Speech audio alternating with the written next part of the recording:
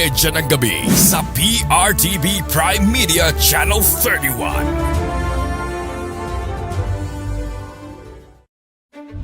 Arangkada Balita 2025 Midterm Elections Special Coverage. Ngayong May 12 at May 13, alas 5 hanggang alas 6:30 ng gabi sa PRTV Prime Media Channel 31. Arangkada Balita 2025 Midterm Elections Special Coverage. Ngayong May 12 at May 13, alas 5 hanggang alas 6:30 ng gabi sa PRTV Prime Media Channel 31.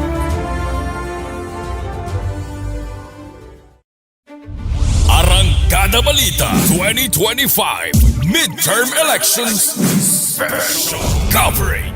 Ngayong May 12 at May 13, alas 5 hanggang alas 6:30 ng gabi sa PRTV Prime Media Channel 31.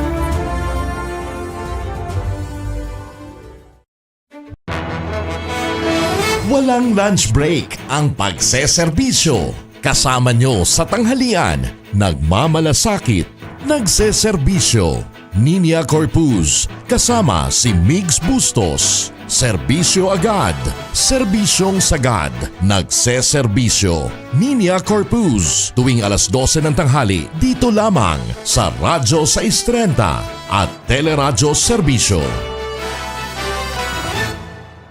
Buong araw, magdamag. Tuloy-tuloy ang pagsiservisyo ng Radyo 630 kasama ang pinakapinagkakatiwalaang kaserbisyo. Nasamahan mo kami ha. Huwag tayo makinig dun sa ingay. Maging aktibo tayo. Pihit na sa Radyo 630.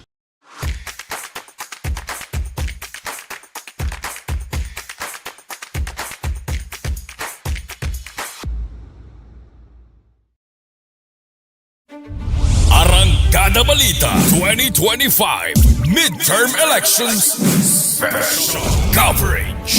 Ngayong May 12 at May 13, alas 5 hanggang alas 6:30 ng gabi sa PRTV Prime Media Channel 31.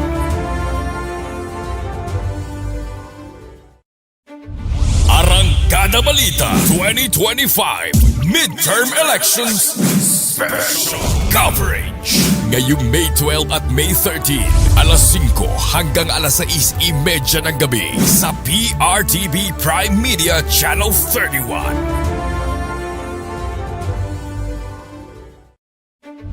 Arangkada Balita 2025 Midterm Elections Special Coverage. Ngayong May 12 at May 13, alas 5 hanggang alas 6:30 ng gabi sa PRTV Prime Media Channel 31.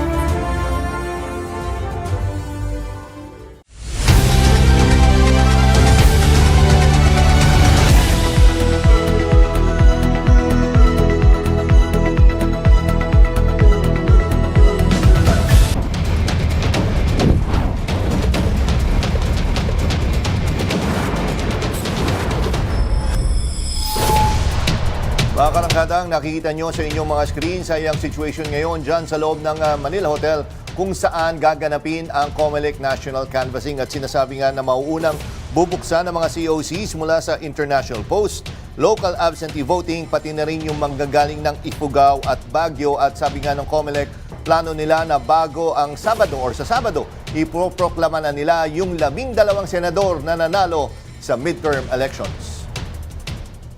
May 13, Martes. Patapos na ang bilangan. May mga nag-concede na. Congratulations nga pala sa mga winners. Sa lugar nyo, nanalo ba ang inyong kandidato? Nakatutok pa rin tayo sa mga kaganapan sa 2025 midterm elections. Diretsahan tayo, walang paligoy-ligoy. Kasama nyo kami sa mga kwento ng bayan at lakas ng masa.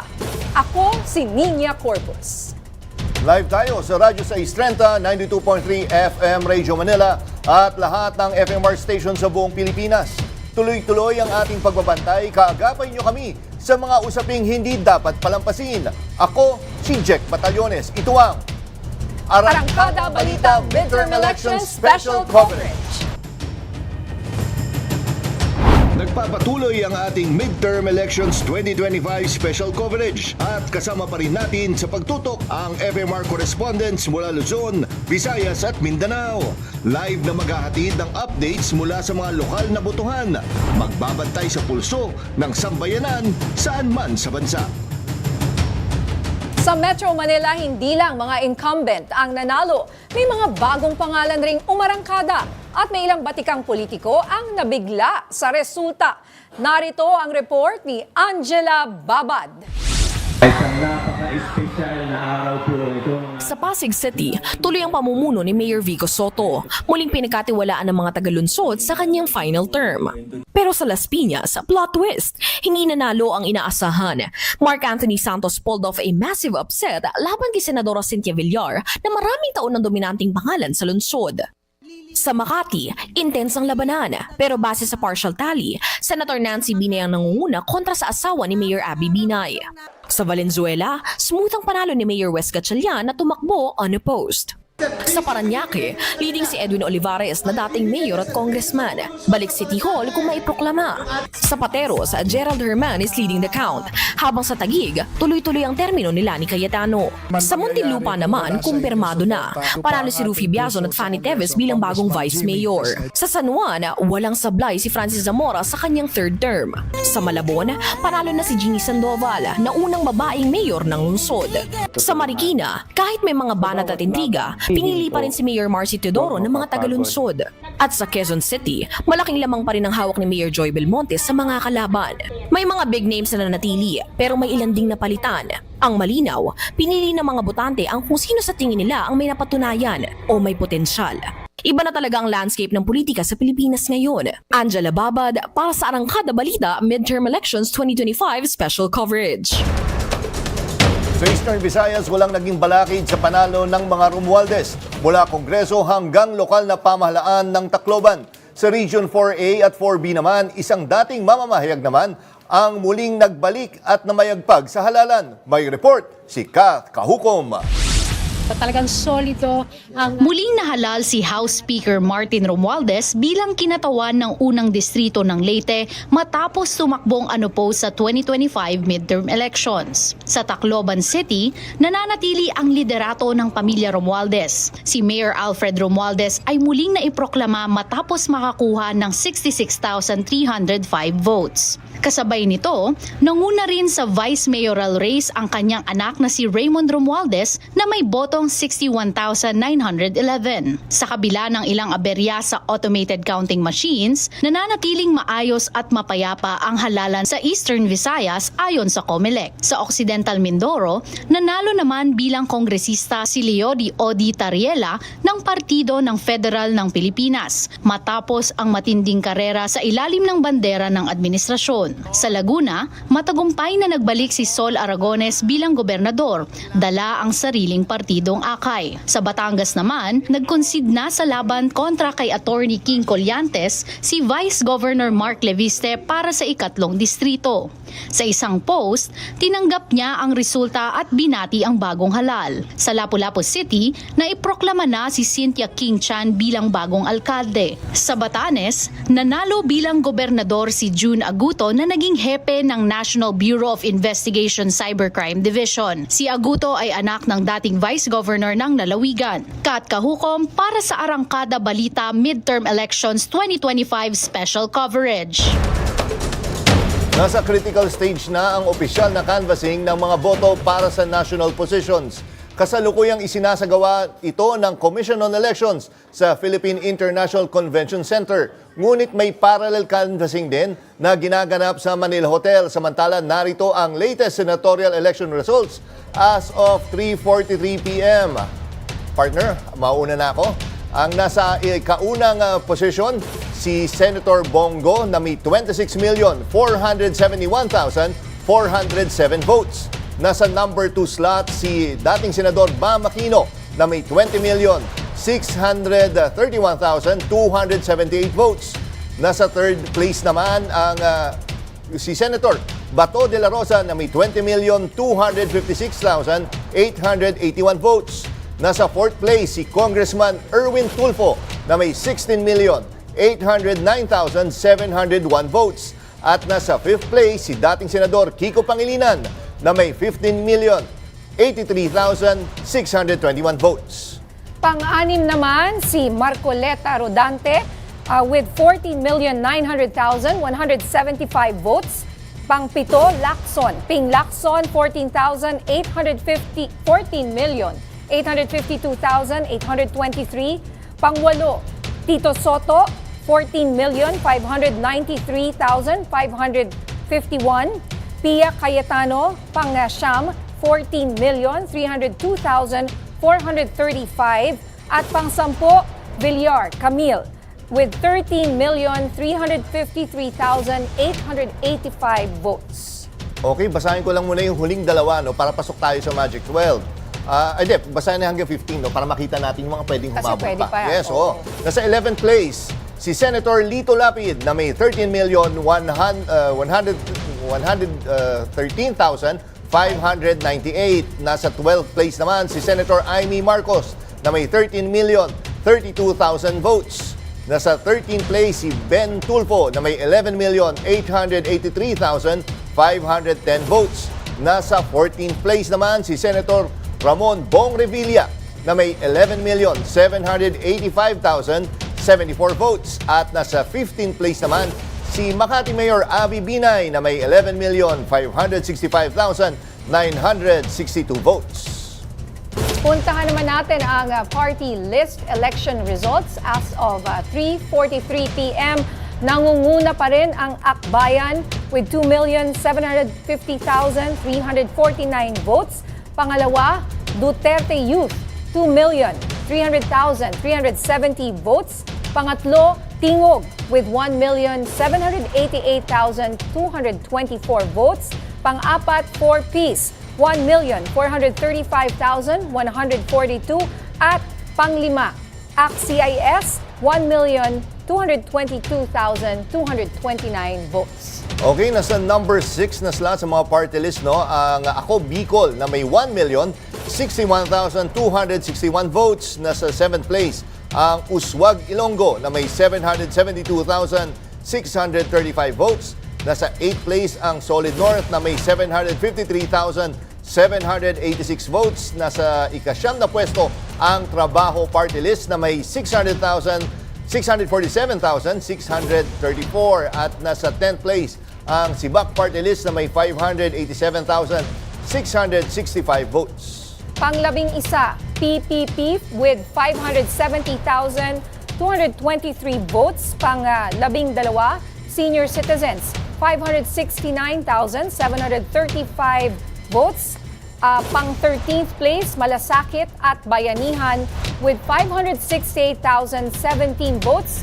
Pang-14, ML, 541,040 votes. At ang pang-15, FPJ Panday Bayanihan with 526,863 votes. May bagong liderato sa Cebu City matapos manalo sina Nestor Arquival at Tomas Osmeña bilang bagong alkalde at vice-alkalde. Samantala, naiproklama naman si Pamela Baricuatro bilang gobernador ng Cebu. Live mula sa Cebu, umaarangkada ang balita ni FMR News Correspondent Clark Pasuit. Yes, Niña, makapigil hininga ang proklamasyon ng pagkagobernador dito sa Cebu Province. Umabot ng halos 12 oras ang paghihintay ng mga media at ang mga supporters ng dalawang grupo. Ayon sa COMELEC, may hinihintay kasi silang mga resulta mula sa bayan ng Pinamungahan kung saan sinasabing may nasira na USB ng isang voting counting machine o VCM na kinailangang ayusin. Mag-alas 4 na ngayong hapon ang formal na naiproklama si Pamela Baricuatro bilang bagong gobernadora ng Cebu. Pero bago yan, may bagong liderato na rin dito sa Cebu City. Matapos ang mainit na bakbakan sa politika, nagsalita na ang mga Cebuano matapos silang bumoto kahapon. Wagi sina Nestor Arquival at running mate niyang si Tomas Osmeña. Tinalo nila ang kampo ng kasalukuyang mayor ng Cebu na si Mayor Raymond Alvin Garcia at ang kampo ni dismissed Mayor Mike Rama. Sa kanyang Facebook post, nag-congratulate na si Garcia kay Archival at nagpasalamat sa mga sumuporta sa kanya. Sa Mandaue City naman, idineklarang panalo si Jonky Uwano kung saan tinalo niya si dismissed Mayor Jonas Cortez. Landslide victory naman ang mga Chan sa Lapu-Lapu City kung saan nanalo si Cindy Chan sa pagka-mayor, gayon din ang kanyang asawa na si Mayor Ahong Chan sa pagka-congressman at lahat ng 12 konsehal nila. Wala namang kalaban sa pagka-mayor at vice mayor sa Talisay City, sina Mayor Samsam Gulyas at Choi Aznar. Niña, nagsumite naman ng motion to suspend proclamation ang kampo ni Cebu Governor Gwendolyn Garcia. Pero ayon kay Attorney Marcel Sarno, ang Cebu Provincial Election Officer ng COMELEC, hindi nila maaaring suspendihin ang proklamasyon ni Pamela Barriquatro ng walang formal na direktiba mula sa COMELEC National Office. At yan ang latest mula dito sa Cebu. Clark Pasuit para sa Arangkada Midterm Election 2025 Special Coverage. Balik sa Niña. Maraming salamat, Clark Pasuit. Tuloy-tuloy ang pagtalakay sa mga maiinit na issue sa halalan. Tutok lang dito sa Arangkada Balita.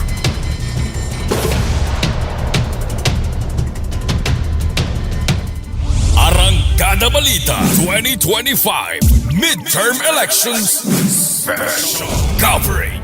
Ngayong May 12 at May 13, alas 5 hanggang alas 6:30 ng gabi sa PRTV Prime Media. Mas madali ang serbisyo sa DSWD Health. Para sa lahat na nag-a-apply na maging Social Welfare and Development Agency o SWADAS, mag-login lang sa helps.dswd.gov.ph para sa registration, licensing at accreditation. Sagutan ng form, isubmit at bayaran ng fee. At sa loob lang ng 7 araw, malalaman mo na ang status ng application mo. Para sa karagdagang detalye, tumawag sa 028931-3181 o i-follow ang DSWD Standards Bureau. Dahil bawat buhay mahalaga sa DSWD. Walang lunch break ang pagseserbisyo. Kasama nyo sa tanghalian, nagmamalasakit, nagseserbisyo. Niña Corpuz, kasama si Migs Bustos. Serbisyo agad, serbisyong sagad, nagseserbisyo. Niña Corpuz, tuwing alas 12 ng tanghali, dito lamang sa Radyo 630 at Teleradyo Serbisyo. Buong araw, magdamag. Tuloy-tuloy ang pagsiserbisyo ng Radyo 630 kasama ang pinaka-pinagkakatiwalaang kaserbisyo. Nasamahan mo kami ha. Huwag tayo makinig dun sa ingay. Maging aktibo tayo. Pihit na sa Radyo 630.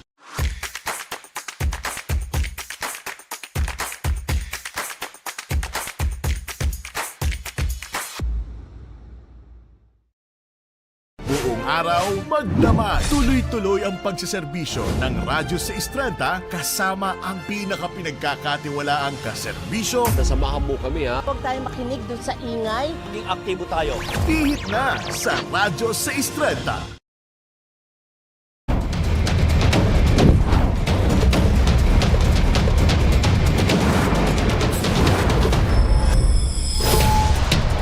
Alamin natin ang resulta ng halalan sa Baguio City. Live ngayon doon ang Arangkadang Balita mula kay FMR News Baguio Correspondent Emil Peredo. Emil, may naiproklama na ba ng mga nanalo na mga kandidato dyan? Yes, madaling araw nang iproklama sina Attorney Mauricio Dumogan bilang kinatawan ng Lone District of Baguio at si Benjamin Magalong bilang alkalde naman. Dumating sa Board of Canvassers venue si Attorney Mauricio Dumogan alas 10:30 kagabi. Suot niya ang traditional na bahag bilang pagkilala sa kultura ng Cordillera. Muli niyang pinatunayan na age is just a number matapos na manalo bilang kinatawan ng Lone District of Baguio sa edad na 78. Tinalo niya ang 5 niyang katunggali. Samantala, panalo rin para sa ikatlong termino bilang mayor ng Baguio si Benjamin Magalong. Pero sabi niya, ito na ang pinakamahirap na laban niya sa pagka-alkalde. Nakakuha siya ng 55,497 votes at 9,000 ang lamang niya sa katunggaling si Congressman Mark Go. Bandang alas 10 kagabi nang mag-concede si Go nang makitang malayo na ang agwat ni Magalong sa bilangan ng boto. Kinamayan niya si Magalong bilang respeto sa pagkapanalo nito. 132,000 voters ang lumabas para bumoto sa midterm elections dito sa Baguio. At muli, panalo pa rin ang mga taga-Baguio dahil patuloy na isa ang lungsod sa pinakatahimik na lugar tuwing eleksyon. Emil, maraming salamat pala. Alam mo, Emil, partner, no, yan si Sir Domogan. College pa lang ako, na-interview ko na yan. So, ganun nakatagal. Kaya nagulat ako kanina, no, nakita ko. Anyway. 78 years old eh. Oo nga eh. Kaya, Sir, maraming salamat. Emil Peredo ng FMR Baguio City. Ngayong unti-unti nang lumilinaw ang resulta ng halalan 2025, mas marami pa ang tanong kesa sa sagot. Siyempre, nandun yung usapan na kung tumugma ba sa mga survey ang mga resulta. May napatunayan ba ang mga sikat at ang mga pink movement? May pinatunayan ba ngayong halalan? Kaya ngayong hapon, makikipagkwentuhan tayo sa mga batikang tagamasid sa politika. Dapat tumakbo na rin to. Kasama po natin sina Sir Alan Herman at syempre si Sir Guido David para himayin ang numbers, narratives at mga bago na dapat abangan. Magandang hapon po sa inyo, mga sir. Ma'am Niña, Sir Jeck. Alam mo, nabanggit ni Sir Jeck kanina, nung nag-college siya, na-interview mo na. Kasi nung college yata si Sir Jeck, parang ano pa eh, panahon pa ng mga prile yata. Pero dahil... Spanish occupation ba yata? Pero dahil pinagbigyan niyo ako na mag-guest dito, hindi ko kukontrahin yun. Ano ka? Jen? Oo, medyo konting busina, medyo hindi kami nakakalayo. The Forgotten Generation. The Forgotten Generation. Saan tayo napupunta? Alam mo, excited ako eh. Actually, hindi ko na kaya eh. Oo, ibang halalan nito. Ano, nangyari sa akin. Iba talaga. Hindi ako makatulog. Isip ako ng isip, paano ito nangyari? Correct. I mean, Sir Dr. Guido, I mean, ang mga kritisismo ngayon, what happened? Anyari sa mga survey? Yes, good evening. And Ano nga ba nangyari? all right, I'm here to answer the questions. Firstly, number one, may mga sinasabi sila na itong mga surveys, mind conditioning. If there was such a thing, sana ito ay sagot doon sa mga accusations. Secondly, pag sinabi lang, ay, lamang na si ganyan, tapos ng laban. Pag may mga nagpe-premature, and I don't prematurely declare na may siguradong panalo. Sinasabi ko, and we were here last time, or nagkausap tayo, sinabi ko, malaking likelihood na mananalo itong kandidato. Wala tayong sinabing kasiguraduhan. Kasi people have to go out and vote. So, yun, walang kasiguraduhan. And yung surveys are a snapshot as of nung survey period. So kami, yung last namin, April 20 to 24. 3 weeks before the elections. According to our own data, 20% of voters decide on the day of the election. Sabi nila yun. Another 20%, I think, decide 1 week before.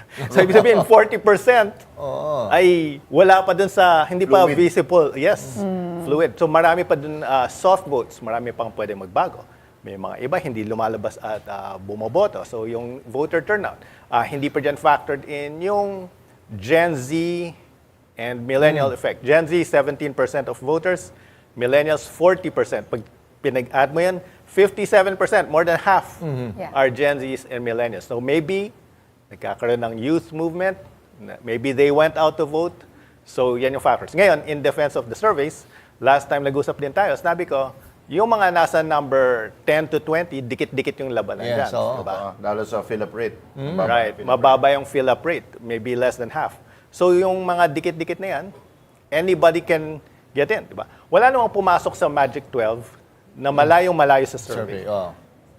Pinakamababa nung chinek ko is si Kiko Pangilinan na sa survey number namin, yung numbers niya, yung range niya, 11 to 21. So, 11 to 21 means pasok siya sa top 12. Ngayon, did we project na number 5 siya? No.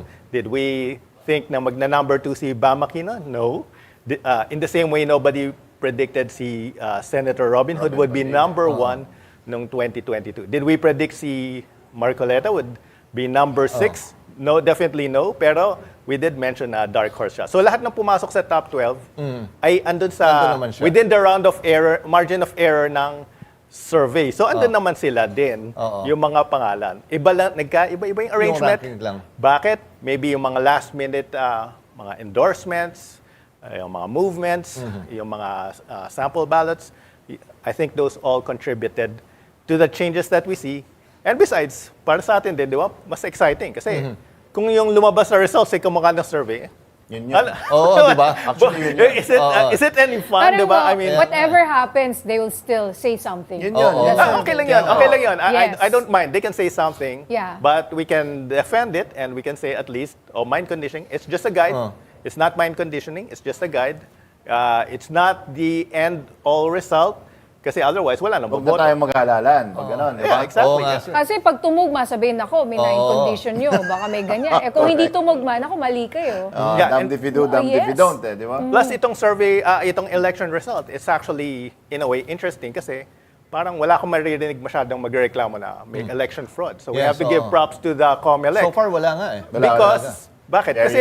Kasi yung mga opposition, nakapasok sila. They got what they wanted, di ba? I mean, yung two major opposition na former LP, nakapasok sila pareho sa mga in-endorse ni Duterte. That's 5 of them. Ang in a way nga, 5 sa alyansa, pero hindi naman sila pwede magreklamo ng fraud kasi sila Maganda yung term na binigay partner ni Sir Guido, na interview ko sa radyo kagabi, yung parity, no?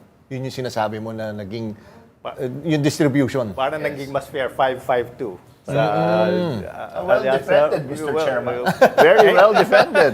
Pero Sir Alan, no, nakikita nyo, meron ba ikaw na kandidato na tipong hindi napapansin, dito sa lumalabas ngayon, na hindi masyado nabigyan ng pansin ng survey, na nagulat ka, uy, biglang ganun kataas? Or Well, definitely the big stories among the winners, no? Not even talking about yung mga hindi nakapasok. Among the winners are definitely Senator Bam, who was always in the bottom end of the surveys. Again, wag po tayong maglalabas ng mga pitchfork, mga torches at magprotesta tungkol sa mga survey. Tool po ang survey. Mahalagang tool po 'yan. Let's see it for what it is. Kala ko tulfo yung Tool po. Sabi ko, tama ba pagkakarinig ko? Kagamitan. Isa po siyang strategic It's a tool. Para mind conditioning na yan. Baka naman tayo. Strategic tool po ang survey. Hindi po yan halalan. Kaya easy lang sa mga bumabanat at bumabati ko sa surveys. But you know, the big story, of course, are Senator Bam coming in at number 2. Senator Kiko coming in among the top 5 or 6, 5-6 siya ngayon. And Kong Dante Marcoleta. Yan yung mga medyo big surprises, which just goes to show you na there's, again, re-reinforce yung fact na votes come from retail and machinery. 70% is retail, so yan yung survey. Pero yung 30% makinarya. 30% pa rin yan. Yun nga, sir. Dito sa election na to, nakita natin na gumana yung makinarya. Yes. At yung mga botante, mukhang partner, naghanap ng plataforma. Dahil kasi kung titingnan nyo, yung mga celebrities, si Willie Revillame, na umiiwas na maglatag na kanyang plataforma. At sabi nga niya, di ba sabi niya, sasabihin niya yung plataforma niya pag nanalo. At may joke nga kanina na galing sa social media na di siya nanalo eh. So di na natin malalaman yung plataforma niya. Hindi na natin malalaman. Sayang yung limpak-limpak na jacket na ipamimigay ni Kuya Will. Si Ben Tulfo, hindi gaano aggressive na nangampanya. Umasa sa branding ng name niya. Tingin nyo matututo na yung mga celebrities from now on? 2028, siseryosohin na nila. I mean, Philip Salvador also. Philip Salvador also. You know what? I think it's coming. Medyo na-excite ako dito sa resulta ng halalan dahil makikita natin that candidates like Heidi Mendoza. Yan, pag-usapan natin si Heidi Mendoza na ang ginastos na pera allegedly ay 2.5 million. Sa totoo lang, sa tingin ko hindi pa nga umabot ng 2.5 yun eh. I don't even think it reached 2.5. And yet she got more votes than Kuya Will, an established household celebrity. So I think it's that silent majority of the Gen Z. I think it's that clamor for new faces. Meron tayong tinatawag na change partiality. I don't know kung nasusukat ng survey yan, pero kami sa aming industriya, meron tayong tinatawag na change partiality. Whereupon ang Pinoy, ang botante, marirealize nila, alam mo, tagal na ng mga yan. Wala pa rin nangyayari. Palitan na nga natin yan. Let's try somebody new. Let's try some new faces. Okay, you mentioned Heidi Mendoza, mas mataas kay Willie Revillame. Yes. No? But also Jimmy Bondoc. Attorney Who is, Jimmy Bondoc, Duterte. who I think really benefited from the PDP push, no? And if anything, the administration I think should be worried. Kasi yan naman ang, again, ad infinitum, ad nauseam, paulit-ulit sinasabi yan. The midterm election is a referendum on the current administration. Nakita natin sa surveys, Okta and other large survey firms actually came out, naglabas sila ng datos na karamihan sa Pilipino hindi masaya sa pagpapatakbo ng administrasyon. So this should be a wake-up call dahil yung ano na yon, yung feeling na yon, yung sentiment na yon, aba, naging boto. Lumabas sa halalan, nag-translate. So this is almost a protest vote against the admin. Would you say, they say the return of the comeback of the pinks? Yes, the return of the comeback. Your colleague, Richard Haydarian, di ba? Nabuhayan si Richard. Nabuhayan eh. Shoutout kay Richard Haydarian. Pagalingan na lang ng accent dito. So, that plus the Duterte, di ba? So, dalawang oposisyon, nakikita po natin. Correct. Well, when you say it's a resurgence of the pink movement, I agree. Of course, I'm a bit, my biases will probably show, my political slip will probably show.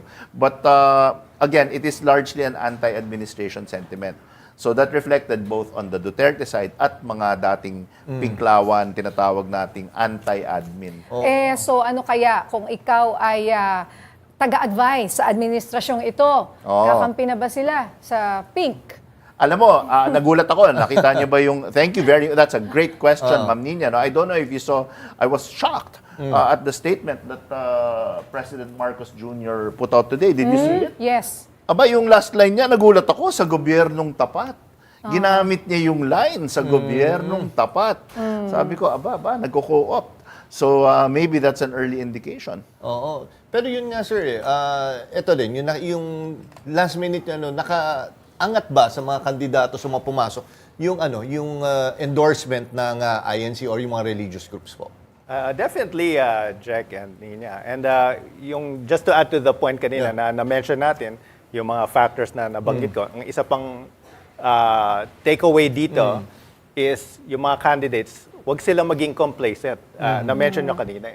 So, dito sa election, parang naparusahan yung mga naging complacent. Yung mga iba na... Yung overconfident. Yeah, diba? So, yung surveys for those na magiging complacent, wag niyong gamiting parang guarantee. It's a tool lang, as sinabi ni... Tool. Yes. It's a tool, sabi ni Alan.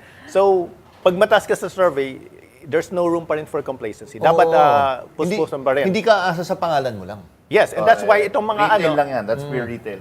Yung mga nasa below the 12, yung mga nasa laylayan, kumbaga, sila yung talagang they were pushing hard. Kasi ando sila sa borders eh.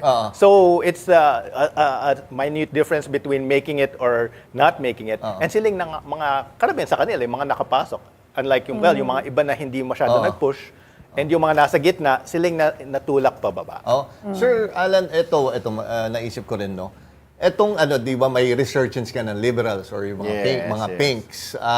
Kasi talagang nung 2022 talagang yung Ocho Derecho talagang naging laughing stock sila noon.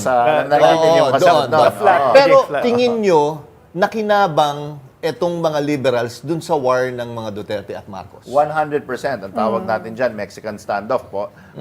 So, yan, parang the technical term, informal term actually, is a Mexican standoff. Pag yung dalawang higante nag-aaway, yung third force, again, the third forces here are the pinks, the tulfos are kasama, yon tulfo, hindi na tula, kasama dyan sa periphery na nagpa-popcorn mode, yung tinatawag nating popcorn mode. Dahil pag merong mutually assured destruction, yung dalawang malalaking puwersa ay nagbabangayan, nag-uubusan, magbe-benefit talaga yung opposition from those two forces. Yeah, so ito may isa pang tanong dito na very interesting. Kung tumakbo po bilang senador, si dating Senator Laila de Lima. Sir Guido, tingin niyo ba mananalo rin siya? Will she pull a surprise like Senator Bam Aquino? I think ang mas, siguro, ang maisip ko mas may chance. Kunyari, si Trillanes, kunyari, tumakbo siya ng senator. Because actually, yung sa And if we compare to Congressman Marcoleta, si Marcoleta, tumakbo na siya before. And ando siya sa mga, nasa periphery siya ng mga number 15 and below. Ganon din yung placement ni Sonny Trillanes. And if he ran, I think there could have been room for a third candidate from that camp. Kasi mukhang bukas na ngayon sa public. And to your point kanina, pinag-usapan natin yung pink movement na akala natin patay na. That's not, yun nga, na-revive siya or it's now, it's back. Or maybe it wasn't dead ever. Marami sa mga voters natin identify as independent or parang swing voters sila. So now, they're moving back towards that side because probably they want changes din sa government. And kagabi, nag-usap tayo, Jeck, sabi ko nga, maybe this is a sign that si would-be Senator Bam Aquino is actually a presidential candidate. I'm not saying I'm not saying winnable, but it could be. I mean, si Alan yung meron din daw Lenny may trabaho Bam. na si Alan. Pero hindi malayo dahil nothing to lose siya pagdating na 2028. Katulad ni Senator Grace po dati. Tumakbo siya ng presidency, pero kasi pag natalo siya, she senator pa slides rin back siya. to the Senate. So, wala mawawala, di ba? Diba? Pero going back to Senator Laila De Lima, former Senator Laila De Lima, well, so far nakita namin yung ML party list niya, mukhang pasok. So, magiging Congresswoman Laila De Lima. But if she ran, Iba kasi made the right Senator. choice. Right? I think she made the right choice, if I'm being honest. I think she made the right choice because mas konting kailangan na votes to get into the party list. As compared to a senator na mas competitive. Mukhang alam niya. She And knew. let's face it, ML is not in and of itself a brand. The only reason ML became ML is because it's Laila De Lima. So kahit i-combine mo yung votes niya at yung votes ng Akbayan, di pa rin pasok sa Senator. pang-Senate. Okay, sige. Teka, awat muna. Masyadong tayo. Ang dami pa na. Madali sa mga tanaw. Balitaan muna tayo. Nakakalimutan natin yung trabaho natin. Balitaan may balita pa pala. Balita tayo. Nagpakita ng hindi inaasahang pagbaba sa bilang ng boto ang ilang senatorial candidates ang partial unofficial data feed ng Commission on Elections kaninang madaling araw. Sa update ng COMELEC kaninang 12:32 ng madaling araw, habang may 68.76% na ang election returns, si Senator Bongo ay may 26.4 million votes. Ngunit sa sumunod na update ng 3:50 ng madaling araw, kahit umakyat na sa 80.16% ang election returns, bumaba sa 21.6 million ang boto ni Bongo. Kapansin-pansin din ang pagbaba ng boto ng ibang kasunod nitong senador. Wala pang pahayag ang COMELEC hinggil sa anomalya, pero ayon sa NAMFREL, nakita rin nila ang discrepancy at kasalukuyan nilang itong sinusuri. Actually, allergic yung mga Pinoy sa ganyan. Magkaroon nga ng konting delay sa transmission. Di ba? Siyempre, isipin mo na. Oo, di ba? Nakailang botohan na tayo na nag-ganyo. Sabi nga, alam ko may paliwanag na ang COMELEC tungkol dyan, pero I don't know, medyo busy pa COMELEC. Hindi natin sobrang busy. Para makapagpaliwanag sana sila. Minsan pa ulit-ulit na nga siya ng explanation Pero yung pa rin yung explanation, para may hinihintay ata tayong ibang explanation. Pero I think mamaya makakausap natin. Hopefully, pag medyo nag-free up yung schedule nila, ay makausap natin sila. Okay, sa ibang balita pa, mainit ang naging labanan sa lungsod ng Iligan kung saan dikit ang karera sa pagka-alkalde. Makakasama natin live si Jam Nueva na nakatutok sa canvassing at proklamasyon ng mga nanalo. Jam, kamusta dyan? Yes, Jeck, live tayo dito. Actually, Lanao del Sur tayo, no? Live tayo dito sa Provincial Elections Monitoring and Action Center sa 103rd Infantry Haribon Brigade dito mismo sa Marawi City, kung saan nandito ang monitoring ng deployment in case kailangan ng additional forces, kasama dyan yung monitoring ng election-related incidents, monitoring ng movement sa mga transmissions ng paraphernalias, at marami pang iba. This is command and control para mas strengthen ang defense dito sa kakatapos lang na eleksyon. Well, alam nyo kahapon, 3 insidente ang naitala dito sa Lanao del Sur, bunga ng gilian sa pagitan ng mga supporters at magkabilang partido. Kagaya na lang sa tensyon kahapon sa Pualas, Lanao del Sur na nagsimula sa gilian ng magkaanak at nauwi ito sa batuhan. Meron naman tayong mga isolated incidents kagaya ng shooting incident sa municipality of Bayang at kasama dyan yung stabbing incident sa munisipyo ng Maging. Pero lahat ng info dito mga supporters. Pero sa kabila niyan, Jeck at Niña, no, mabilis naman ang naging aksyon ng ating mga kapulisan at Philippine Army.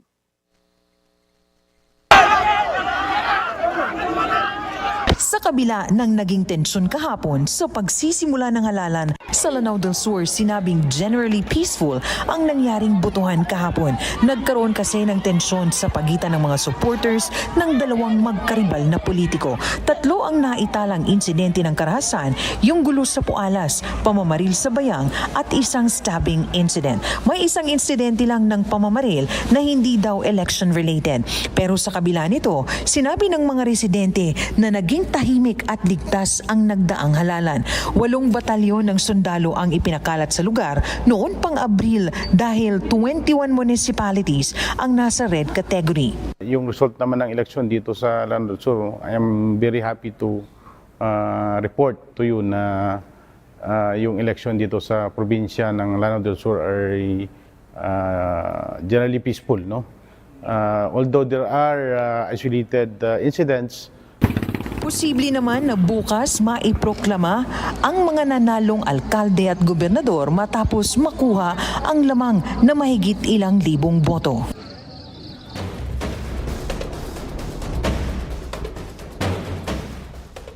Nueva mula dyan sa Lanao del Sur.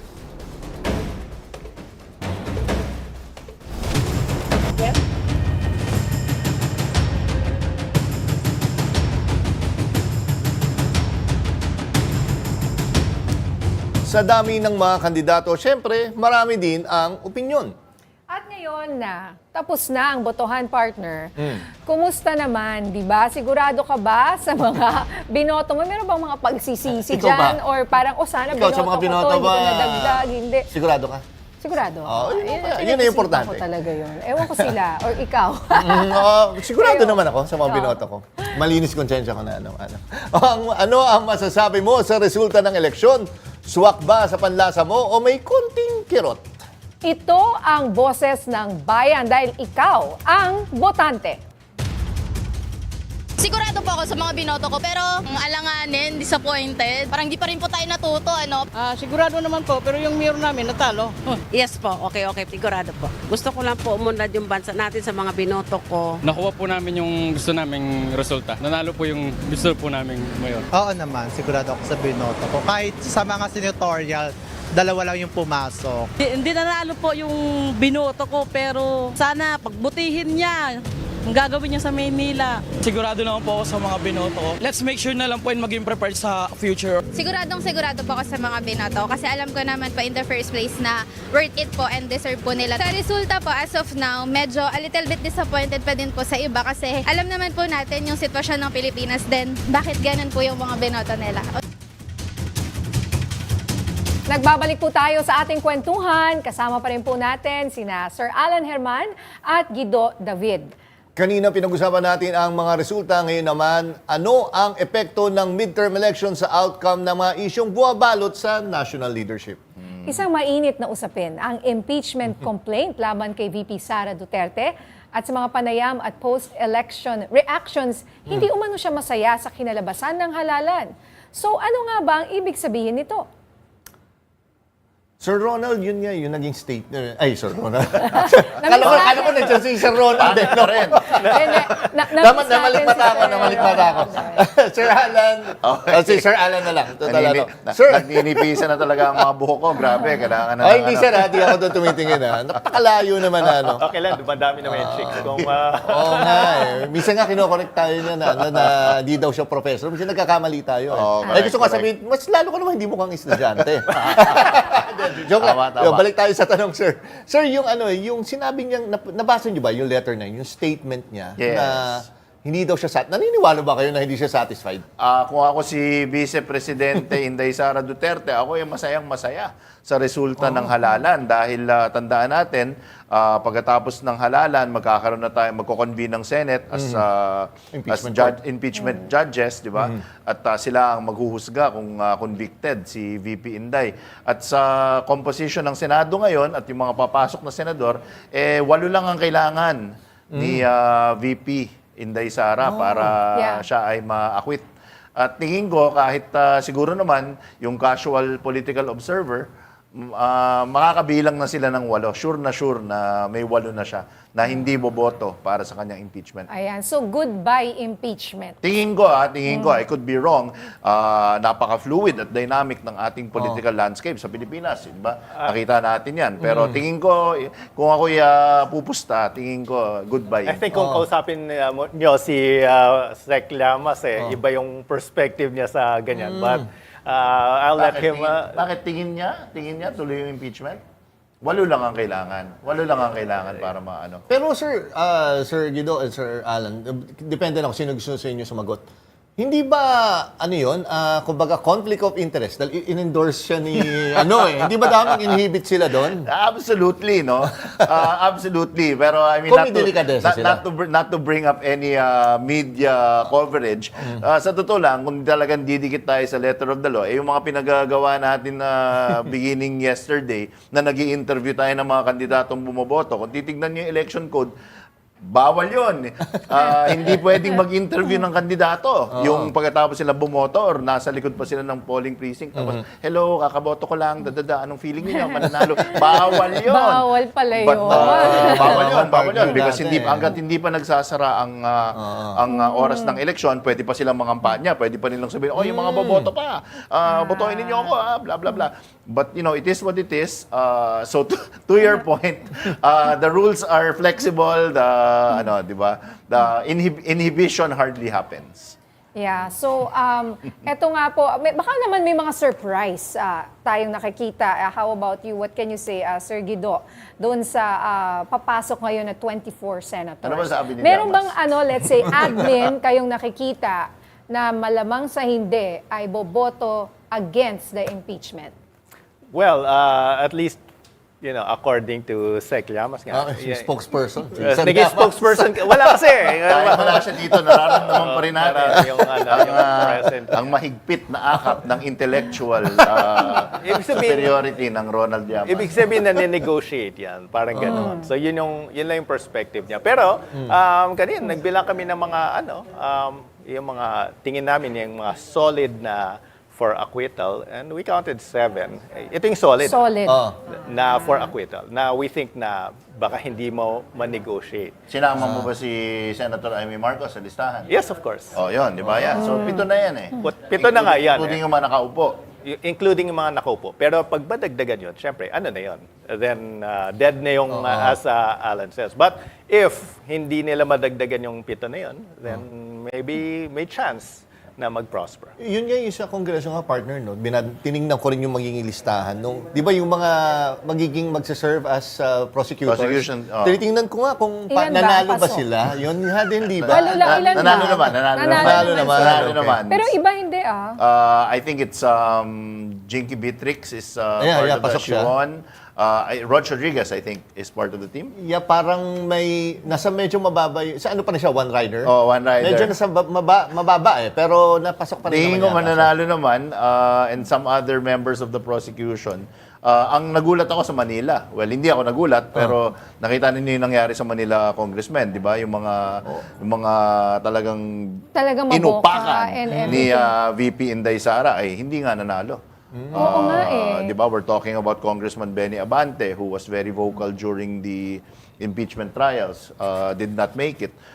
Joel Chua, the famous apple na isusuksok sa kanyang bibig, well, he won, but boy, very, very it was slim, razor thin. So, talagang nag-flex ng muscle ang Duterte endorsement ngayong halalan na to.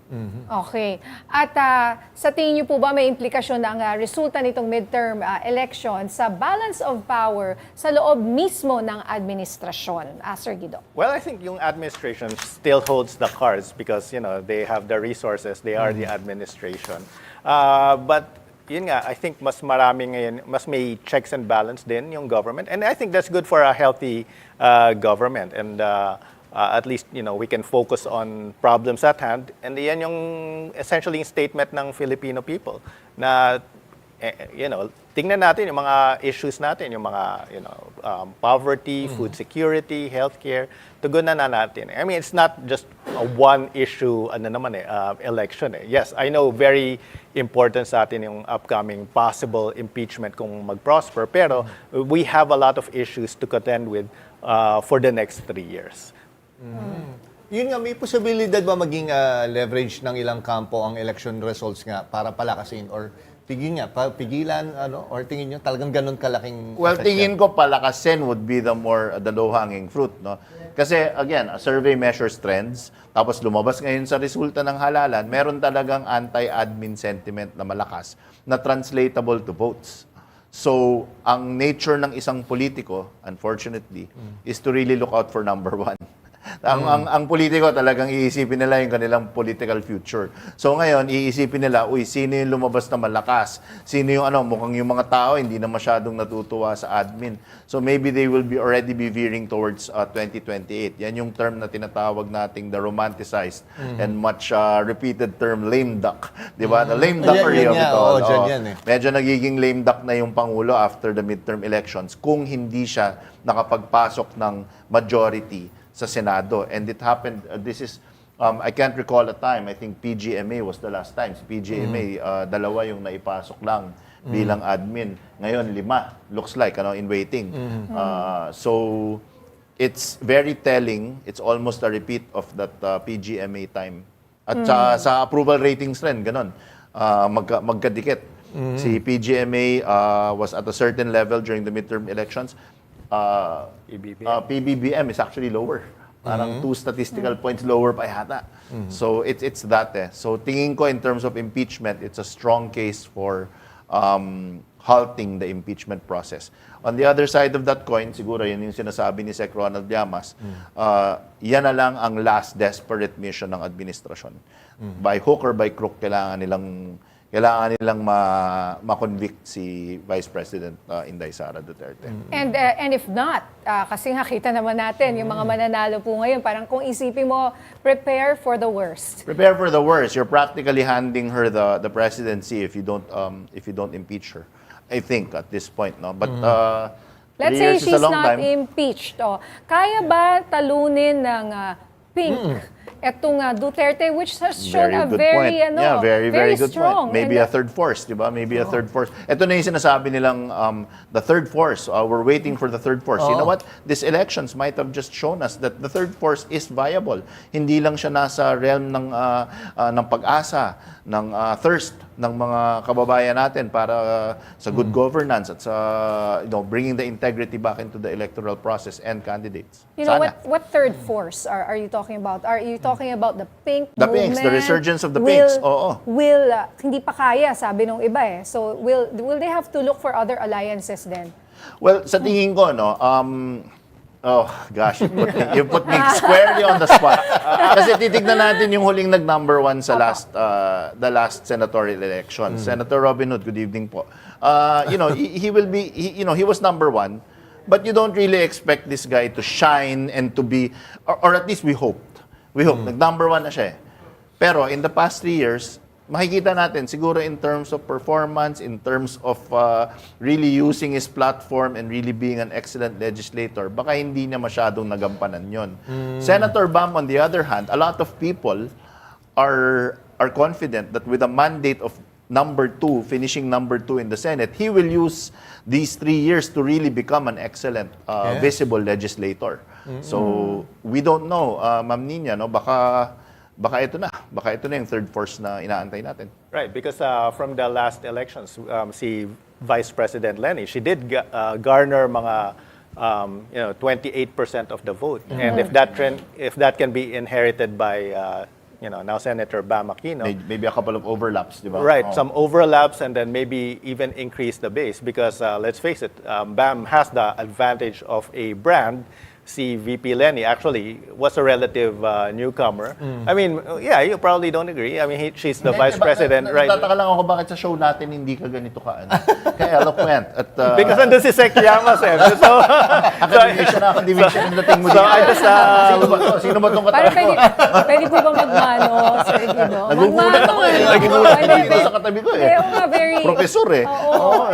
Yeah. Gusto namin yan. Yeah, but there are the other choices, of course, si one of the Tulfos, Senator Raffy Tulfo, and now Senator in waiting Erwin Tulfo, who are both viable candidates. Erwin got number 4, so he has a strong political capital as well, and possibly from that group.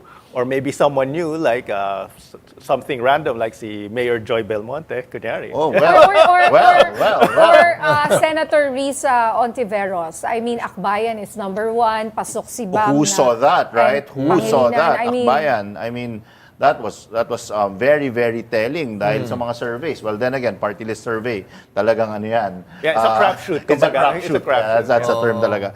Pero, Akbayan flex its muscle, 3 legislative seats, almost assured.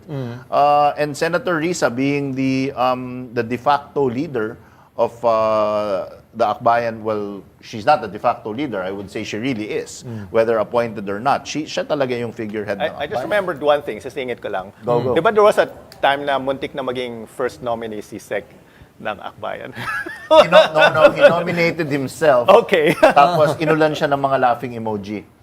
Magkatabi kami noon eh, nung So yeah, that was MD ng Akbayan. So that was the story. Pero muntik na. I mean, he was that close. Who would, sana pala tinanggap Si Ronald Llamas. He nominated himself. Magkatabi kami, it was a Zoom call. He nominated himself. I nominate myself, Ronald Llamas. Tapos inulan siya ng mga laughing emojis. So yun ang nangyari doon. Pero kung nanalo siya, congressman na si... Congressman na, yung 4 congressman na to. Oo, di ba? Sabi ko na nga po, kayo na yung susunod eh. God forbid. Ako, itong, Niña, yan mga sir, may pinahabol lang na tanong. May pahiwatig ba ang resulta na may shifting ng loyalty sa loob ng political alliances, lalo na kung hindi sinusuportahan si VP? What do the numbers say for you, Prof? Shifting alliances. Ako tingin ko wala. In fact, I think it's more of a consolidation. I think it's more of a biting down. Kasi kung nakita nila na yung alliances ay hindi nagresulta sa electoral victory, then maybe they will start shopping. Parang, mali yata yung kampong inano ko. But as you can see in the case of, I would use Senator Amy and Kong Camille Villar as maybe the best examples. Nag-last minute jump sila sa PDP eh. So worth it. Naging worth it eh. Naging worth it eh. Tanong ko yesterday na hindi masagot ni Sir Cleve, di ba? Tinanong ko malalaman natin mamayang gabi. Saka si Sir Ranjit, di nila masagot kung looks like it paid off. Syempre, we have the hindsight, we have the benefit of hindsight, di ba? In fairness to Cleve and sabi nga nila, di kaya sagutin eh. Pero ngayon, mukhang statistically clear na kung ano yung mga kaganapan sa Senado. That gamble paid off. It worked in her favor kasi ako, I was asking the Ilocano people, are you going to vote for Senator Amy? Some were really dismayed. Ayaw nila yung ginawa niya sa kapatid niya. But in the end, nung una, undecided ba hanggang pag-upo, they ended up voting for her. Even if nung una ayaw. The heat map showed na they did carry her. They did. Yeah, North Luzon carried her. Yung last ad niya, tandaan natin yung last ad niya, hindi Marcos ang nagpapatakbo ng administrasyon. Which is a tacit way of saying, hindi ko inuupakan yung kapatid ko. Mahal ko pa rin ang kapatid ko. Yung mga batikos ko sa admin, hindi ibig sabihin nun galit ako sa kapatid ko. Hindi naman kasi Marcos ang nagpapatakbo. Yun nga kanina, di ba partner, tinatanong ko, nag-uusap tayo bago yung show. Sabi ko, nang number 1 pa rin si Senator Amy sa Region 1. Tinignan ko. Yes. Number 1 pa rin. Kaya sabi ko, partner, yung doon ba? Kamusta yung sentiments? And Tulfo is number 2. Hindi na turn off yung mga ano. Pero yung kung tama yung basa ko, yung si Bam Aquino, mataas din. Mataas din siya doon. So parang, nyo LLC pareho, Prof, Yeah, mataas siya sa Ilocos. I looked at his heat map sa northern regions. But he really consolidated sa Central Luzon, Calabarzon, NCR, Bicol LLC region. talaga. Where Cayenne, Lucena Corridor. Right. Doon siya Kung saan yung stronghold niya, plus Western Visayas, some Negros Island. And then sa sa other places like sa Mindanao, he just got a decent number there. Pero doon siya talagang malakas doon sa sinabi nating regions. Pero yun nga, Aquino na malakas sa baluarte ng mga Marcos. Ako gagalitin ko lang si Sec Ronald na madalas nating mabanggit ngayong gabi. It just goes to show you at the end of the day, what's more important to you? Do you wanna win or do you wanna be a purist? Because politics is addition. I think Senator Bam Aquino is the best example of that, how he ran his campaign. Dami nagbabati ko sa kanya, you're compromising. Ano ka na? How dare you taint yourself with Dami mga ganyan bati ko sa kanya. But at the end of the day, look, he won. Politics is addition. Okay, sir. Inom muna kayo ng tubig dyan. Pahinga muna kayo.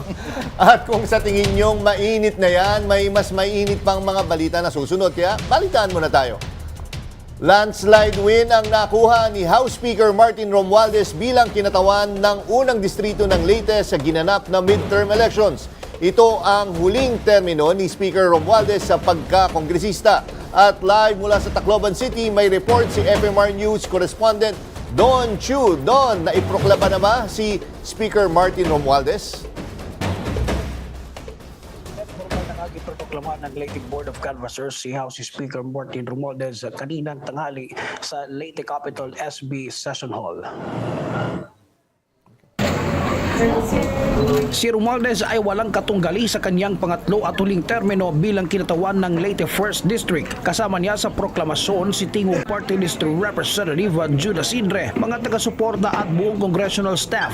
Full support din ang mga alkalde ng mga bayan mula sa kanyang distrito at sa 2nd District ng Leyte. Nasa 177,485 ang botong nakuha ni Speaker Romualdez mula sa 7 munisipyo kasama ang highly urbanized city ng Tacloban kung saan nahalal din ang anak nitong si Marty Romualdez bilang konsihal. Ikinatawa rin ni Speaker Romualdez ang resulta ng halalan kahapon kung saan pasok pa rin sa Magic 12 ang 6 sa Alyansa Senatorial Bets sa nagpapatuloy na bilangan. Positibo rin siya na madadagdagan pa ang mga papasok na kaalyadong senador. Samantala na sa 2 pwesto pa rin ngayon ang Tingog Party List na pangungunahan ng anak niyang si Andrew Romualdez sa darating na 20th Congress. Ng Tacloban. Ngayon ay mga bayan pa rin hindi pa nakakapag-transmit kaya meron pa rin mga kandidato ang hindi pa naiproproklama. Ayon naman sa Pro-8, generally peaceful ang halalan sa Eastern Visayas. At yan muna ang latest mula dito sa Tacloban. Don Leandro Chu, Arangkada, nagbabalita. Maraming salamat, FMR News Tacloban correspondent Don Chu. Painit ng painit ang talakayan sa katatapos na halalan. Kaya huwag kayong bibitiw, tutok lang dito sa Arangkada Balita.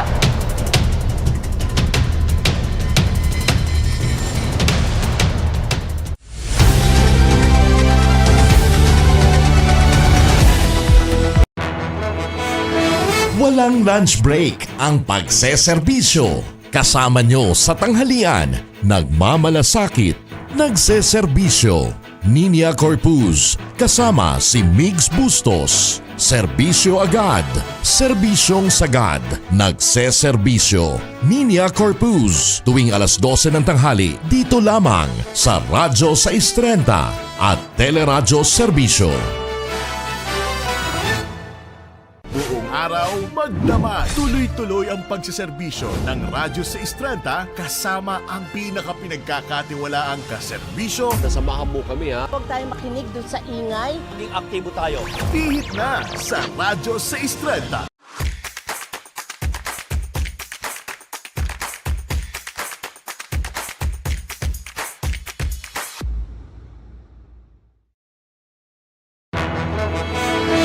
Walang lunch break ang pagseserbisyo. Kasama nyo sa tanghalian, nagmamalasakit, nagseserbisyo. Niña Corpuz, kasama si Migs Bustos. Serbisyo agad, serbisyong sagad, nagseserbisyo. Niña Corpuz, tuwing alas 12 ng tanghali, dito lamang sa Radyo 630 at Teleradyo Serbisyo.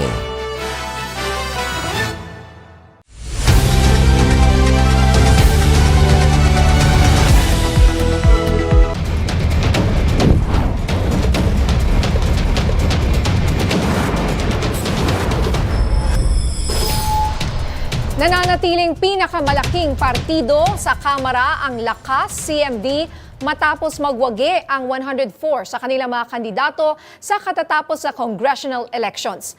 Pinangunahan ni Speaker Ferdinand Martin Romualdez na siya ring Pangulo ng Lakas CMD ang kampanya ng partido sa buong bansa. Ayon sa datos mula sa COMELEC, 104 sa 128 na inendorsong kandidato ng Lakas CMD ang nanalo.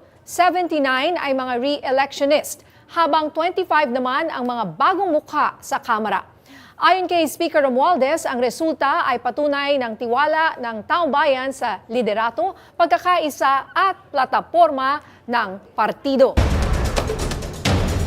Generally peaceful ang halalan sa Region 3. Iyan ang ipinagmamalaki ng COMELEC at PNP lalo na't walang naitalang karahasan sa tatlong pinakamalalaking probinsya sa Central Luzon mula May 8 hanggang 13. Sa Pampanga, matapos ang mabilis at maayos na botohan, kanya-kanyang proklamasyon na ang mga nanalong kandidato kasama ang kanilang ang ilang kilalang pangalan sa politika ng probinsya.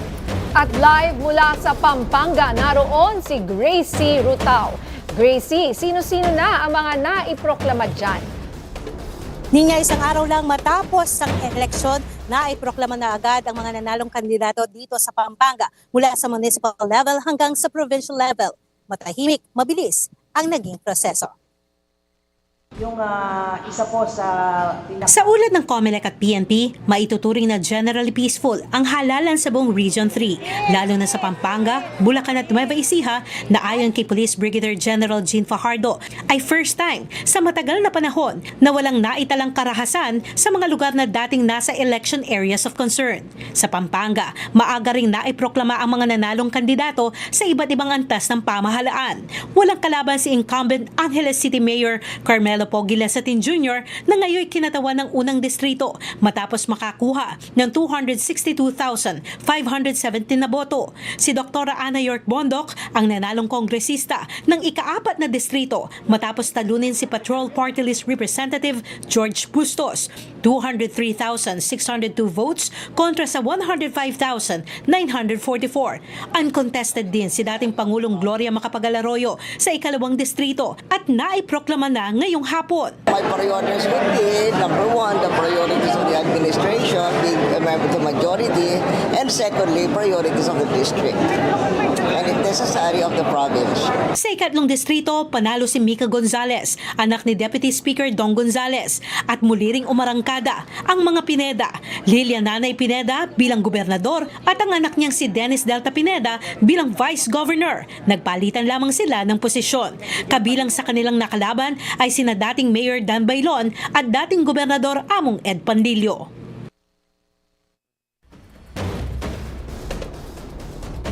Maraming salamat, Gracie Rutao mula dyan sa Pampanga.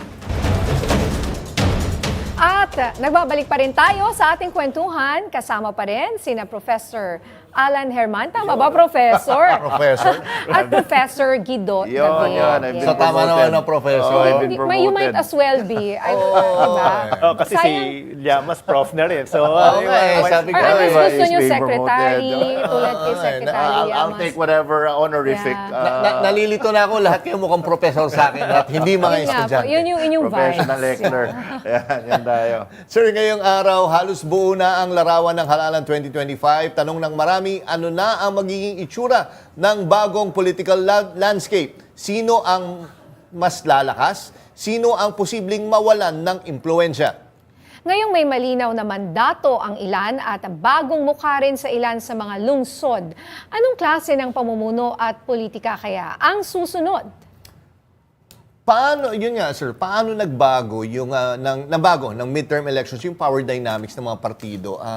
Yun nga very telling ba yung naging result po? Very, very telling because Prof, back me up here. I think the data will say na usually sa halalan, outlier lang nga yung nangyari kay dating Pangulong Gloria Macapagal-Arroyo. Pag midterm elections, ang naipapasok ng nakaupo ng administrasyon ay usually 8 to 10. Ang tawag dyan, equity of the incumbent. Ang tawag dyan. pag incumbent ka, 8 to 10 ng senatorial slate mo, usually nakakapasok. Nakita natin nung panahon nga ni dating Pangulong Rodrigo Duterte, talagang ginulpi niya yung opposition niya, the ill-fated, 8 diretso, di ba? But this time, wow, ilan lang ang nakuha? Parang 5. 5. You're being kind with a 6. Yeah, diba? You're being kind with a 6. Technically, by name lang naman siya alyansa, no? So, in terms of power dynamics, siguro, dapat isa itong wake-up call sa administrasyon na parang, teka, nawawala na ba yung power base natin, lalo sa upper house? Dahil sa lower house, very, very, naman yan, consolidated. Solid yung... As Ma'am Niña just read, no? And I totally agree. Si Speaker Martin Romualdez is really, I mean, the party won unanimously, di ba? Ang daming talagang majority pa rin hawak niya. The leadership is strong. Pero sa upper house, medyo, kung ako ang administrasyon, kakabahan ako. Parang, teka, ba't di lang yung napasok? Wake up call ito. Is it our messaging? Is it our delivery of services? Dapat ba nating tutukan ang inflation, job creation, education, health? Tignan rin natin yung mga nako, magagalit sa akin yung mga director natin dahil na-preempt yung dapat spill ko sa Sabado. Pero tignan natin kung sino yung top 4 na nanalong senador. Tignan natin kung ano yung nire-represent nilang sectors. Bongo Health, Bamakino, Education, Bato de la Rosa, Peace and Order. Siguro dapat yan ang mga tutukan natin na issue. Hindi yung paano natin uupakan ng mga Duterte ngayong araw na to? Paano natin iinisin ang ating mga political opponents? So maybe it should be a wake-up call. So, do you think na pagod na ang taong bayan sa pag-aaway? Although legitimate, I hear even people saying na even some pinks, I'm not gonna say who, nakesyo daw sana, hindi na lang daw nag-impeachment, sana hindi. I mean, if you could go back, I mean, while you mentioned all these very critical areas, education, health, ganyan, but don't forget the ICC arrest of Duterte, the impeachment case. Yes, well, one thing, and I love this word, it's such a nuanced Filipino word dahil wala siyang katumbas sa Ingles eh. Alam mo, very, very prevalent sa ating mga Pilipino yung sensibility na suya. Nasuya. Nakakasuya. Kung araw-araw na lang, yan na lang, dalawang higanting political factions, nag-uupakan, one-upmanship, there's that uncanny valley where the Pinoy voter will say, nakakasuya na to, enough of this. Tama na tong mga nakakasawa na. New faces, please. Hindi ba rindi din yun? Nakarindi. Nakarindi. What is the English word for that, dear professor? Since you're being very scholastic. Well, they're getting tired of it. They're getting suya. I think it's a suyation or something like that. Yeah, they're getting sick of it. Yeah, so, it's rindid.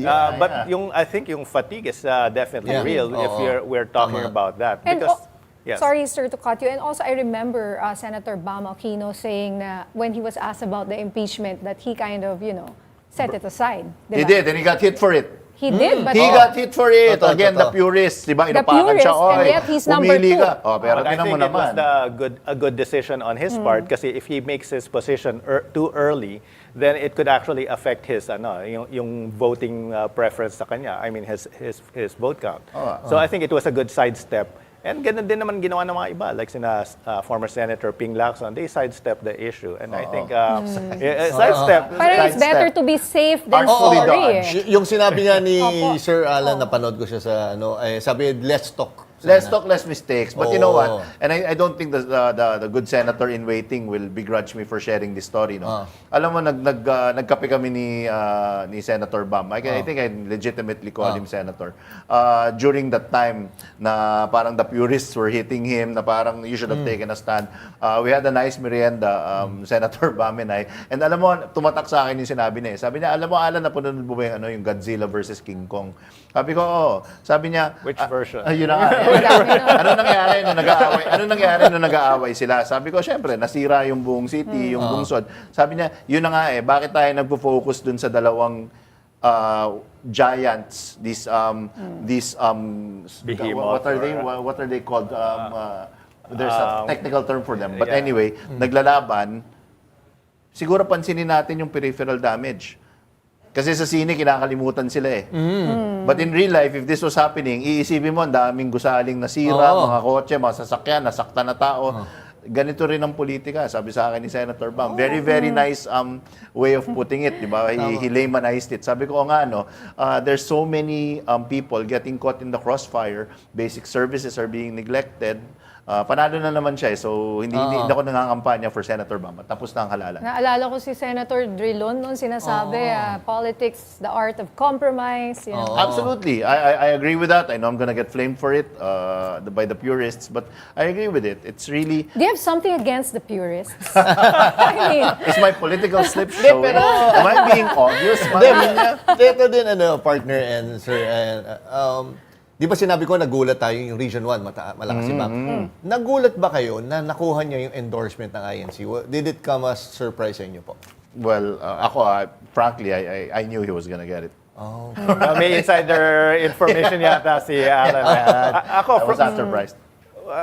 A little surprised, I would say, considering na, the INC was endorsing mostly candidates who would be on the side of the vice president. At least that's how it looks like. So unless there were some back deals made, I wouldn't know anything about it. I was confident he was gonna get it. Fine, there you go.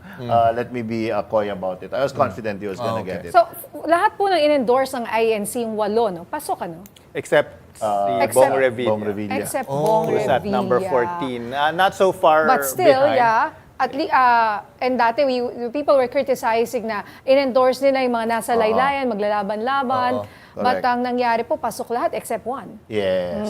So meron pa rin. Meron pa rin. And it's a good batting average for them. Yes. So, I'm sure they also conduct their own surveys, di ba? So they also, that also comes into play just to uphold and maintain that veneer of being able to influence elections. But I honestly think they flexed their muscle well in these elections. Opo, ano ba yung naririnig ko may isa pang survey that got it right? Yung medyo malapit, sir. Hey, Darian yata yung nag-post nakita ko sa X eh. Shout out kay it's the elephant in the room. Si Maluti Kia. I actually messaged her last night. Sabi ko, hey, your survey was the closest. So sabi niya, yeah, thanks. My knee is aching. I'm so tired from the elections. But mukhang I saw her last night sa other station.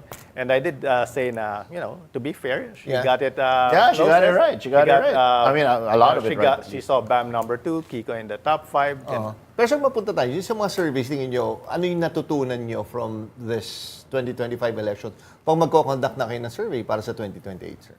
Well, alam ko, some of my colleagues, even si Ronnie Holmes mentioned it, si Prof. Ranjit, na parang they have to do some soul searching. But I think, I think overall it was fine naman. There was nothing majorly wrong about it. Yun nga, we have some caveats naman about surveys. I don't think there's an obligation of the survey to produce 100% correct results because it's very fluid nga.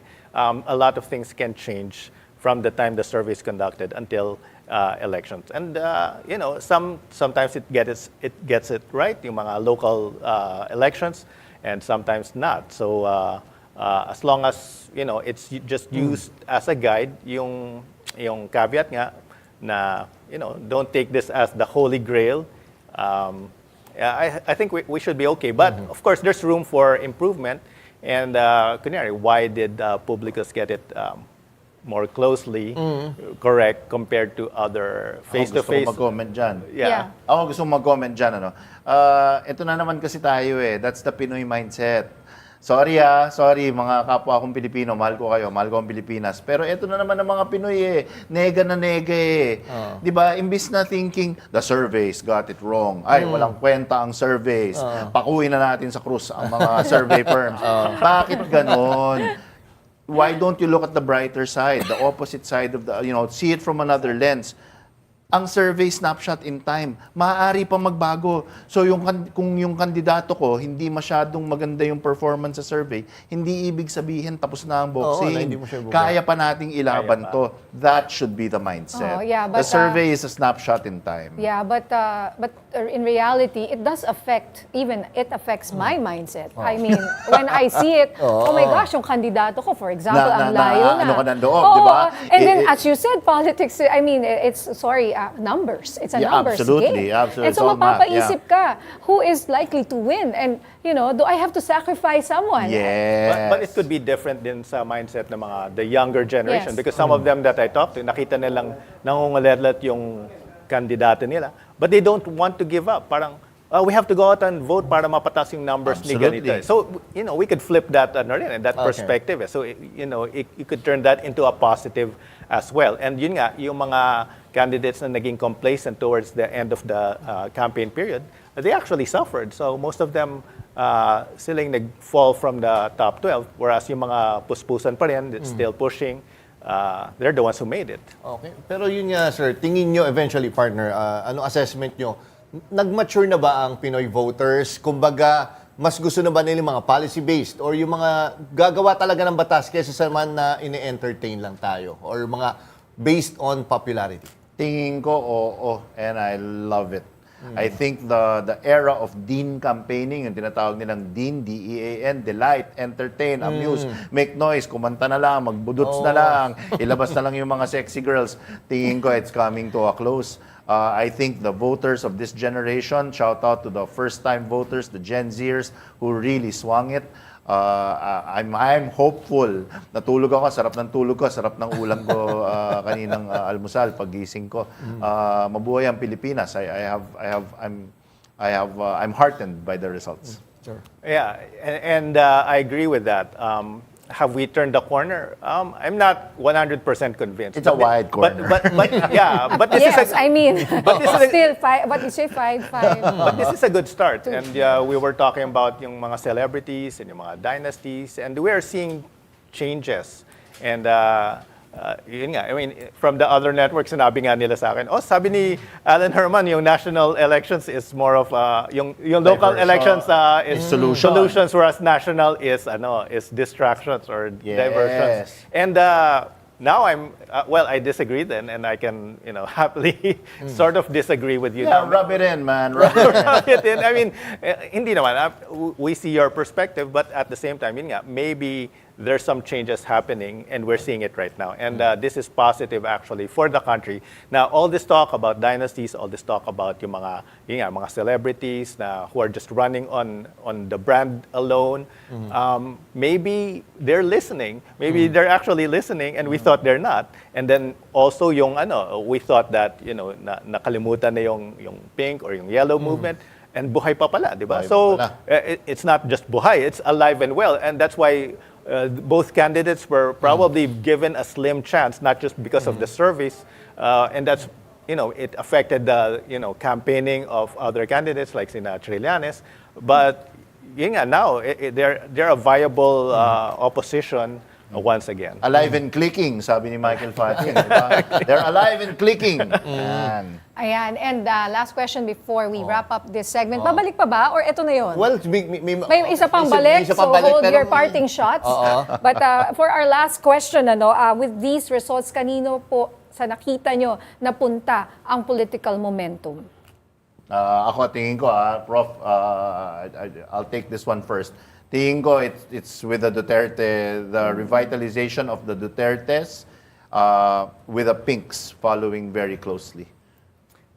Well, I disagree slightly. No, I agree that the Dutertes have make up your mind, man. Have some momentum, but I think it's more of the like si Bam and Kiko. They're seeing this momentum because from expectations, it's a huge change. Whereas si Senator Bongo, almost everyone, except for a few survey outcomes, expected him to be number one. So andun na siya, andun na yung expectations. Even Bato de la Rosa. Ang pinaka-surprise lang sa kanila is si Kong Marcoleta.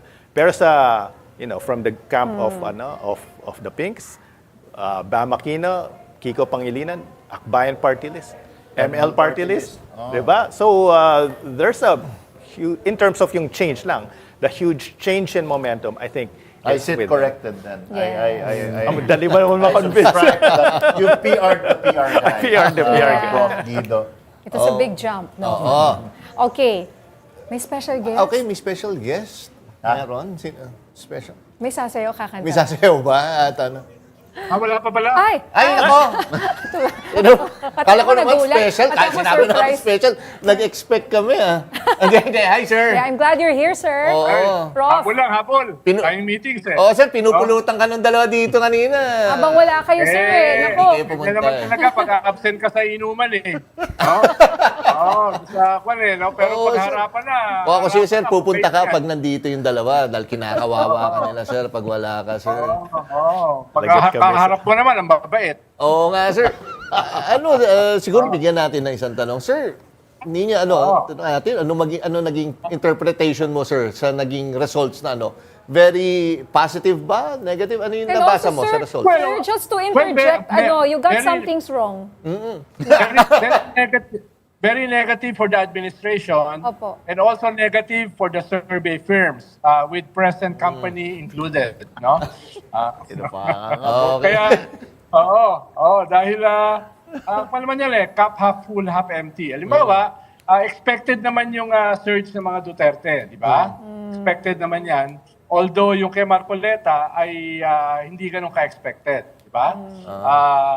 Pero at the same time, ang hindi talaga expected was the pink. No? Pamakino number 2, Kiko number 5, Akbayan number 1 sa party list. Tapos hindi na pa napag-usapan local candidates. No? Halimbawa, yung candidate ng Akbayan sa Mindanao na congressman, panalo. Mga mayors, mga councilors, nanalo. So, hindi lang siya hindi lang siya party list, hindi lang Congress, hindi lang Senate, local. Hindi na pag-uusapan yung local Sino yung mga nanalo. At hindi pwedeng i-claim ng mga Duterte na victory nila ito. Dahil itong mga pink are anti-Duterte as well as critical of the government. So, yun yung mahalaga na bagong element. Na probably, dahil sa nangyari ngayon, ang maghaharap sa 2028 are the pinks and the greens. Okay, sir. Yun yung The Greens. The Duterte Greens. Okay. Pink and green, ano yun Lenny Kiko yun Pink and green. Medyo umahabol pa dyan yung isa. Sige sir. Well, Sir Ronald, thank you so much. Na-miss ka namin. Oo, sulitin mo na rin sir yung paggamit sa phone mo dahil kukunin na daw yan ni Sir Alan Herman. Talo ka sa pustahan. Maraming salamat. Pasensya na, magpapakabandal ako. Papunta akong Vatican bukas no? Pasalubong sir Iko-congratulate ko lang si Pope Leo. Laksi ba talaga? Salamat, sir. Pagpa-ordain ka na rin, Sek. Kabanandang ka. Pwede. Salamat. Okay. Safe flight, Sir Ronald. Thank you. Tuloy-tuloy lang tayo sa mga nagbabagang issue. Dito pa rin sa ating special coverage ng 2025 midterm elections. Dito lang sa Arangkada Balita.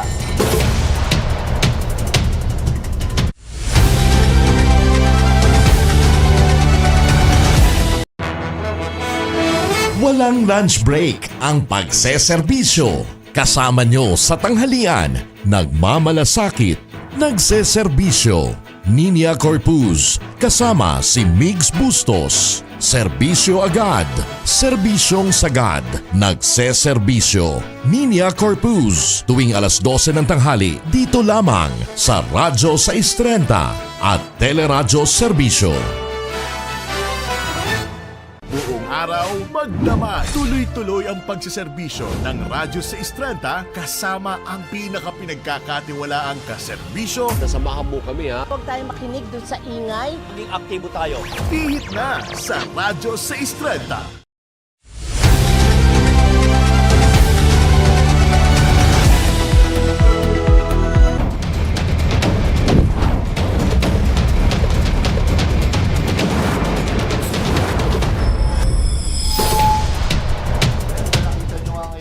Sa situation sa Manila Hotel kung saan nga yung COMELEC National Canvassing na kanina wala pa tao pero ngayon mukhang nagsisimula na kasi nga ang target nila ay by Saturday maiproklama na yung 12 senador na nanalo. Samantala, Iniimbestigahan na ng Davao Regional Police ang pamamaril sa bahay ng isang supporter ng alkalde sa Jose Abad Santos, Davao Occidental. Sa investigasyon ng pulisya, dumating ang riding in tandem sa bahay sa Sitio Proper 1, Barangay Maybio at pinaulanan nito ng bala. Isang bala ang tumama sa kapitbahay at tinamaan ng isang 15 anyos na natutulog sa oras na iyon. Inaalam na ng pulis kung may kinalaman sa politika ang krimen. Tinutugis na rin ang mga responsable sa pamamaril. Okay, bago tayo tuluyang magpaalam ngayong gabi, isang huling tanong para sa ating mga guest Special natin. guests. Yes. Sir, anong mga messages nyo na lang tungkol sa nangyari? Ako, ang final message ko sa ating mga tagapagkinig at mga manonood, job interview is over. Na-hire na natin ang ating mga public servants. Hindi po natatapos dito. Let us hold them accountable. Bantayan po natin kung sino yung mga binoto natin.